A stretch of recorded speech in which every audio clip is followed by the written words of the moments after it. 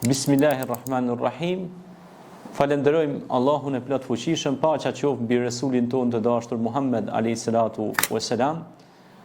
Jemi në kandilin e Ramazanit, pra në pjesën e parë, kronikën e parë, ku do të flasim mbi obligueshmërinë e agjerimit, për të cilën ka ardhur ajeti kuranor, pra në surën Bekare, ajeti 183 me radhë, ku Allahu i madhreshëm thot Bismillahirrahmanirrahim, ja ayyuhalladhina amanu kutiba alaykumus siyamu kama kutiba alal ladhina min qablikum la'allakum tattaqun. O ju që besuat, agjerimi u është bërë obligim, sikurse që ishte obligim edhe i atyre që ishin para jush, kështu që të bëheni të devotshëm. La'allakum tattaqun. Pra, kjo tattaqun është pra devotshmëri, është devocion, është përkushtim, sepse tërë jeta e njeriu duhet të jetë përkushtim. Nëse ti përkushtohesh në edukimin tënd, atëherë ti do të jesh në nivelin e lartë. Buistu li utamima makarim al-akhlaq, dhe vetë pejgamberi alayhi salatu wasalam tha kam ardhur të përsosi moralin, virtytin, karakterin, personalitetin tek ju. Dhe ky ishte pejgamberi ynë i dashur Muhammed alayhi salatu wasalam, që sillej mirë me të gjithë njerëzit pa përjashtim. Ai sillej mirë me ta dhe ju fliste atyre me fjalë të buta, të mira, afruese, dhe mbillte pra në mesin e njerëzve fjalën e mirë paqësore. Kështu është agjerimi. Agjerimi është një qetësi, është një akomodim i shpirtit, është një qetësi e gjuhës, zemrës dhe mendjes. Agjerimi ka për qëllim pra edukimin e batinit, brendësisë së njeriut, që ai të manifestohet dhe në dhahirin, pra në anën e sipërfaqësore të njeriut. Pra agjerimi ka për qëllim që të agjeroj pra gjuha jote, syri yt, veshi yt, këmba jote, gjithçka e jotja pra të agjeroj. Sepse Allahu xhelle shanuhu tha: "Es-siyamu li wa ana arzi bihi." Agjerimi është për mua dhe unë do të shpërblej për të. Na transmeton këtë hadith kudsi pejgamberi ynë i dashur Muhammed alayhi salatu wassalam. Prandaj besimtar dhe besimtare, në këtë muaj të bekuar të rahmetit, të magfiretit, të faljes, inna Allahu ghafurur rahim, që Allahu është falës mëshiruesi i madh. Ky ajet kuranor na obligon pra çdo moshritur në moshën madhore që të agjeron. Dhe pra obligohet me agjerim çdo moshritur i aftë fizikisht, mendrisht, dhe normalisht që i smuri nuk obligohet pra me agjerim, por edhe udhëtari, sepse Allahu ka për qëllim m'ia lehtësu njerëzve, jo m'ia vështirësu pra jetën njerëzve në përgjithësi. Dhe qëllimi i agjerimit pra është devotshmëria, është përkushtimi, është dashnia e madhe që kemi na për krijuesin, mirë po mbi gjitha dhe për veten tonë, për mu edukue, mu disiplinu njeriu. Mos flasim pastaj në rubrika tjera ku do të flasim mbi rëndësinë që ka agjerimi për shëndetin e njeriu, mbi rëndësinë e socializimit të njeriu dhe mbi rëndësinë e madhe që ka ky agjerim pra edhe në aspektin shpirtëror, fizik e kështu me radhë. Pra obligohen ata që janë besimtar musliman, mosh rritur të aftë fizikisht dhe mendrisht, që të agjerojnë, të ndalojnë nga ushqimi, haja dhe pija, nga lindja e diellit deri në perëndimin e diellit. Pra me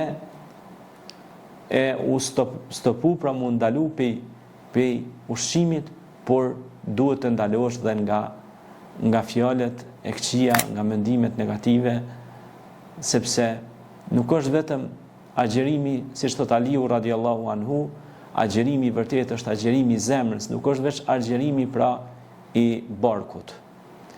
Dhe pejgamberi alayhi salatu wasalam na mësonte se duhet të agjerojmë që të jemi të shëndosh, dhe agjeruesi ka dy gëzime të mëdha, siç tha pejgamberi Muhammed alayhi salatu wasalam, një gëzim e ka kur të bën syfyr dhe një gëzim e ka pra kur të bën iftar. Por dy gëzimet që na vinë në hadithin autentik janë gëzimi me iftar dhe gëzimi kur të ta takon pra krijuesin e gjithësisë, Allahun subhanahu wa taala. Pra këto dy gëzime vinë në hadithin autentik, pra se pra agjëruesi do të ketë këto dy gëzime. Ai që e kupton pra rëndësinë dhe peshën e agjerimit, agjerimi është prej shtyllave të Islamit, sepse shpesh herë po diskutohet jo namazi, jo agjerimi, jo kështu, jo ashtu. Ti agjerimin bëje sepse është shtylla e Islamit dhe mos e le. Dhe asnjë shtyllë të Islamit mos e le. Ka për njerëzve që ndoshta nuk falen, por agjerojnë. Allah i shpërbleft për agjerimin. Kur Allahu t'ja hap zemrën, ndoshta një ditë do filloj edhe me namazin. Të mos nxitohemi sepse po ka shumë raste që po dëgjojnë fjalën gabim dhe pelon edhe agjerimin krejt. Mirë, ti agjero, e inshallah lutë Zotin me ta mundsu që edhe namazit më janis. Prandaj, mos e le këtë shtyllë të Islamit që është agjerimi. Inshallah namazi, kur ta hap Zoti zemrën me dashni, atëherë fillo edhe namazin. Ama lutë Zotin që ta mundson. Andaj, pra lejohet që ta agjerosh dhe të vazhdosh me agjerimin, përkundërse ndoshta je mungesë tek namazi ose je mungesë të ndonjë shtyllë Islamit, por inshallah ne lutim Allahun me emrat e tij më të bukur që ti kompletojmë këto 5 shtylla të Islamit komplet dhe të ndjehemi krenar që jemi besimtar. Edhe gjyshrit tanë në këtë adhe të bukur, në këtë tokë i liro dardane, kanë agjeruar me shekuj e shekuj në kohë të ndryshme, qofshin në ato kohë të vështira, ku shpesh herë ndoshta u është ndaluar të agjerojnë, u është ndaluar të falen, mirë po ata nuk janë ndalur asnjëherë, sepse kanë bërë për Zotin me shpirt e kanë bërë ata. Më kujtohet Hafiz Sabri Koçi, pra ka qenë hafiz dhe dietar i madh, i cili thot agjerimin tim kur isha në burgje e kam bërë me një kokër kepe dhe me një kafshore të vogël buke dhe bëja një agjerim pra të mundimshëm, por kisha imanin shumë të lartë dhe devotshmërinë dhe përkushtimin shumë të madh. Shikoni pra sa burri i lartë ishte ky burr i madh si Hafiz Sabri Koçi, i cili thuhet kur isha edhe në burg, po tregohet një histori shumë interesante që ja vlen të tregohet kjo histori. Thot kur isha në burg ne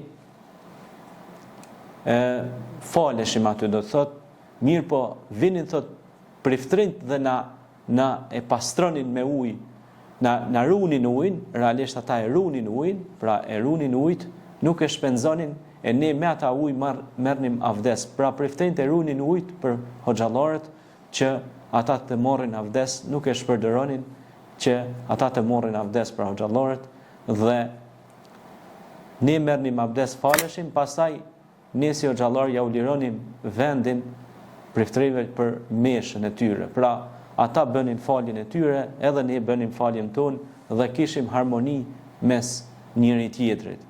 Pra besimtari nuk e urren njeriu, besimtari është paqësor, respekton besimet tjera, lekum dinukum waliyad din.